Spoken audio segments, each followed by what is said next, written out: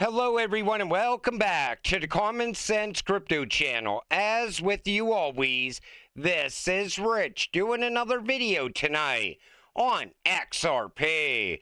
So I hope you're all having a wonderful evening wherever you are in this great world. We're going to talk about XRP. And I got to start with this. Ripple introduces confidential token transfers on the XRP ledger. Ripple researchers introduced a method for confidential token transfers on the XRP ledger with institutional controls. The proposal uses cryptography to protect transaction details while keeping account identities visible for compliance. Regulatory developments in the U.S. may support the adoption of such privacy features on public blockchains.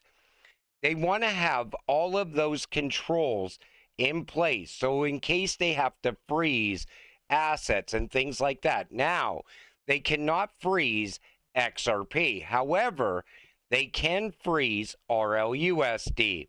That's the big difference here. But what's really going on is Ripple is playing the razor's edge between private and public and staying compliant at the same time. That's going to be huge for institutional adoption. U.S. officials and Wall Street analysts are now reportedly preparing for the possibility of $200 oil. I'm telling you now, I really do believe we're going to $200 per barrel on oil. Larry Fink is calling for $150 plus per barrel. On the mainstream media, what is everybody talking about? $200 per barrel. They're preparing us now before it happens. That's why I believe we're going to $200. From glitches to riches, $146. Now, there's a lot of talk of price glitches, but some of these glitches are not real, as you see right here. What's going on in that image? The tweet claims XRP hit $146.78, but no major exchange, Binance, Coinbase, Kraken, etc., ever recorded XRP anywhere near that level. No trade history, order books, or liquidity confirms it. However, reality check, there have been real glitches before, but they are very short, seconds to minutes, limited to one exchange or one app, caused by API/data feed errors or low liquidity spikes. XRP briefly showed $91 on Kraken due to a glitch. Other cases showed insane prices like $1,000 plus or even $20,000, all confirmed as technical errors, or them testing XRP in the background. What I wanted to point out is that every day now, people are reporting glitches happening with XRP, and they're made up glitches. We have real glitches and now made up glitches. I just wanted to show you the difference. Stellar burned 55 billion XLM in 2019. Over half the supply gone. Price, nothing. Supply shock alone doesn't create demand. Now, a lot of people are arguing that it would be different if Ripple was to burn the escrow. They're saying there's way more demand for XRP than there is for XLM. But I don't think that's how it would go down. I still believe if Ripple was to burn all the escrow right now, most likely we would get a quick surge on the price of XRP, maybe 25%, maybe 50% even, but then it would come right back down. I honestly like what Ripple is doing with that escrow. They're creating more utility for XRP. So over the long term, that's going to turn into real value in the price of XRP. Everybody wants something to happen. That I get it. But burning the escrow is not the path forward, in my opinion. If XRP hits $100, what's the first thing you do? You know, I like this article because it separates two different narratives. So let's start with the first one. Not all participants focused on exiting positions. Some users expressed strong belief that $100 per XRP price would not represent the final stage of its cycle. One respondent indicated that they would wait for significantly higher levels, reflecting expectations of continued upside driven by long-term adoption narratives. Other responses focused on lifestyle transformation. Participants described plans to purchase land, build homes, retire early, and secure financial independence. Like I said, some people, they're just never going to sell their XRP, no matter what price it gets to, even in the short term. Other people, they want to sell into US dollars. They want to buy their first house. And I get that. But I think you're going to have better options soon. Once we get that institutional adoption, it's going to be better for you to borrow against your XRP than it is to cash out your XRP. And the reason I say that is because the second you cash out, you're on the hook for that capital gains tax. Why not just borrow against your XRP instead? Or even put your XRP to work for you and get that monthly passive income. That's also a very good option going forward. We don't know what's going to happen with the US dollar. It continues to lose more and more value. $1 trillion market cap for XRP equals $17 per coin. If all supply metrics stay the same as right now, I still can't believe people are looking at market cap when it comes to XRP. Honestly, in my opinion, market cap doesn't matter. Previous cycles no longer matter. Look at how different this cycle has been compared to previous cycles. It's been delay after delay. We had the tariffs. Now we got the war. We have price manipulation at the same time. And market cap doesn't matter. Utility matters. Supply and demand matters. And we are about to face that very soon. Because I think the supply of XRP, it's disappearing very quickly. You see the whales loading up, taking it off the exchanges. Institutions are buying it. Flair wants to lock away 1 billion XRP, which is 1% of the supply. Actually, it's 5 billion, 5% of the supply. Evernorth is taking 1 billion out of circulation as well.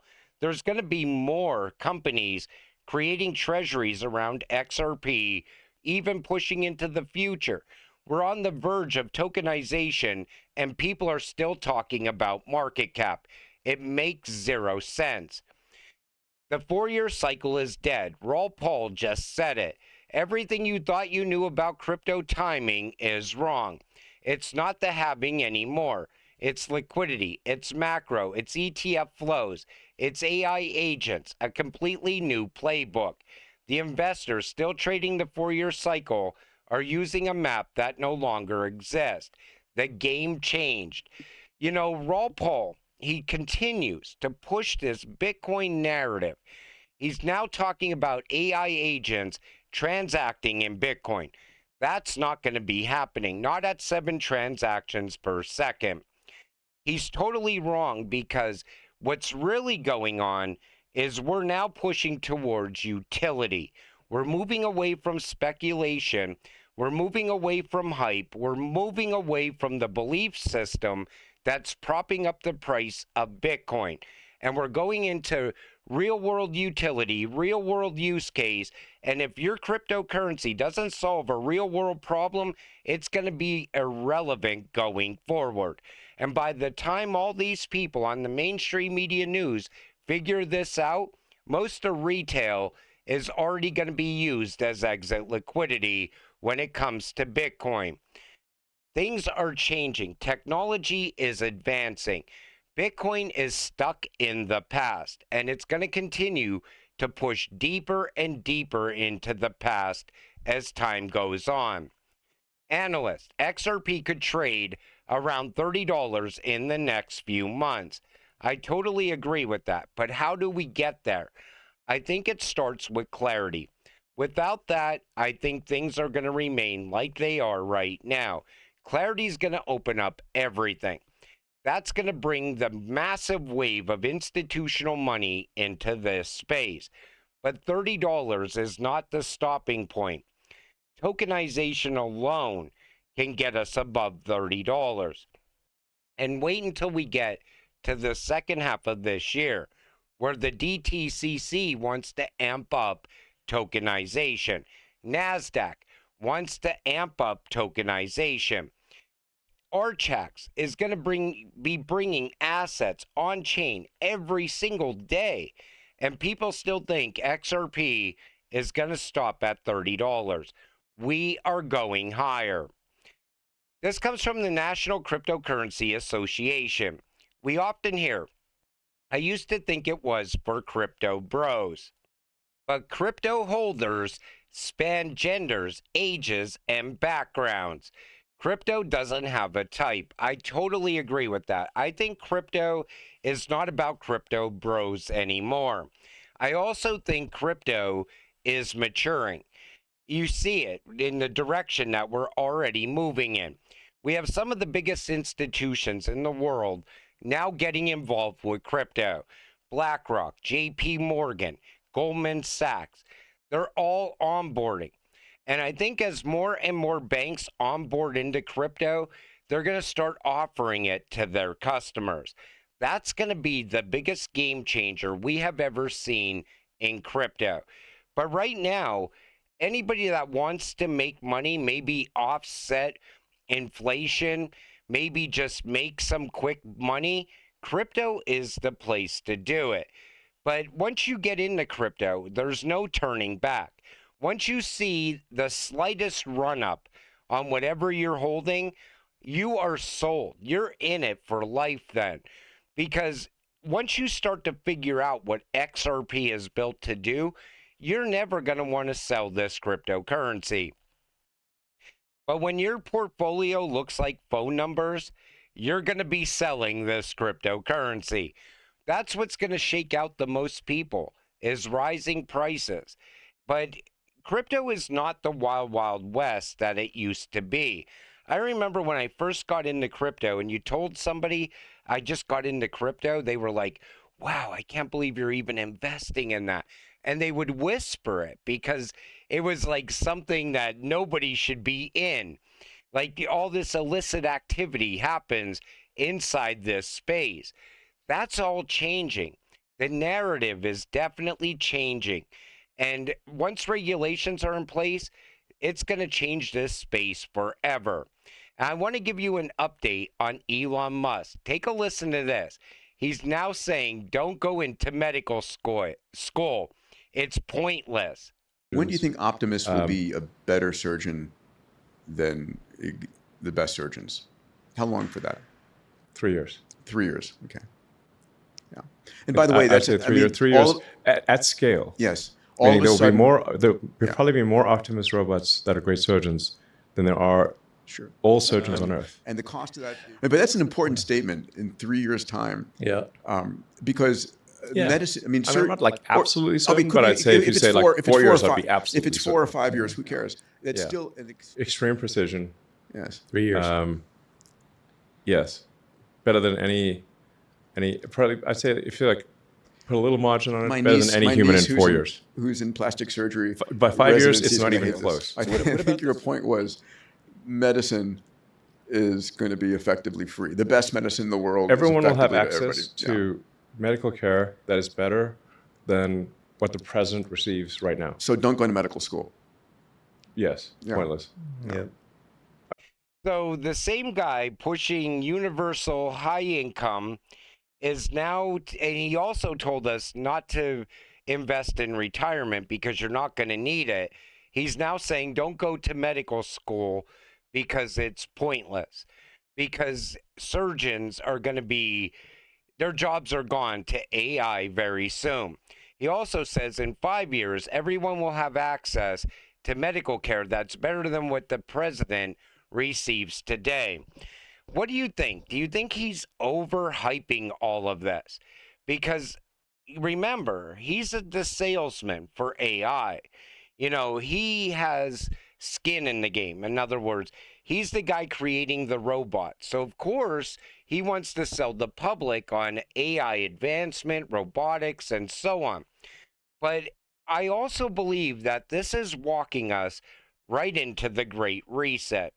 What are people going to do in the future when nobody goes to work? I mean, most people, they're going to be like, well, why? What's the point? I mean, what's money going to be worth in the future? Well, you're going to get capped every single month. You're going to get this universal basic income that if you don't use it, it's going to expire.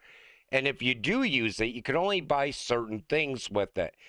I mean, what's the point of all of this at that point? What are your thoughts on it? Put it in the comments section down below. And until it all happens, stay patient, stay positive, and let's get rich together. With that said, I'm going to wrap up this video. I want to thank you all for watching. I appreciate all of you. I'll see you in the next one. Have a great night.